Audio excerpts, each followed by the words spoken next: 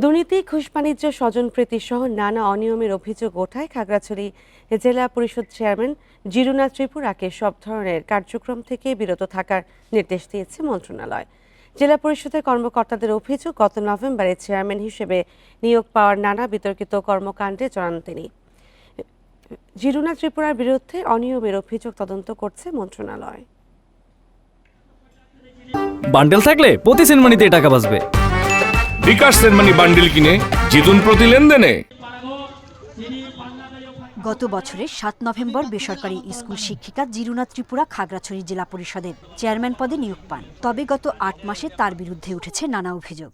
চেয়ারম্যানের বিরুদ্ধে জেলা পরিষদের ১৪ জন সদস্য ঘুষ ও বদলি বাণিজ্য, স্বজনপ্রীতি সহ নানা অভিযোগ জমা দেন মন্ত্রণালয়।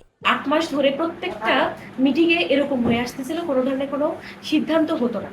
তারপর আমরা দেখলাম যে সিদ্ধান্তগুলো পেন্ডিং থাকে, হঠাৎ করে উনি সেই সিদ্ধান্ত জানিয়ে দেন এবং এটা সম্পূর্ণ মন গড়া, কোনো সদস্যদের সাথে উনি কোনো ধরনের কোনো পরামর্শ করেন না। দুর্ব্যবহার, অসদাচরণ এবং অনিয়ম দুর্নীতির বিরুদ্ধে আমরা 14 জন সদস্য সবাই মিলে আমরা আমাদের পার্বত্য মন্ত্রণালয়ে আমরা অভিযোগ করেছি। এসব অভিযোগের তদন্ত চলমান থাকায় গত ৭ জুলাই এক চিঠিতে জেলা পরিষদের সব কার্যক্রম থেকে জিরুনা ত্রিপুরাকে বিরত থাকার নির্দেশ দেওয়া হয়। অভিযোগের বিষয়ে তার সঙ্গে ফোনে একাধিকবার যোগাযোগের চেষ্টা করা হলেও সাড়া মেলেনি। এদিকে বৈষম্যহীন ও দুর্নীতিমুক্ত জেলা পরিষদ গঠনে সৎ ব্যক্তিকে নিয়োগের দাবি জানিয়েছেন নাগরিক সমাজের প্রতিনিধিরা।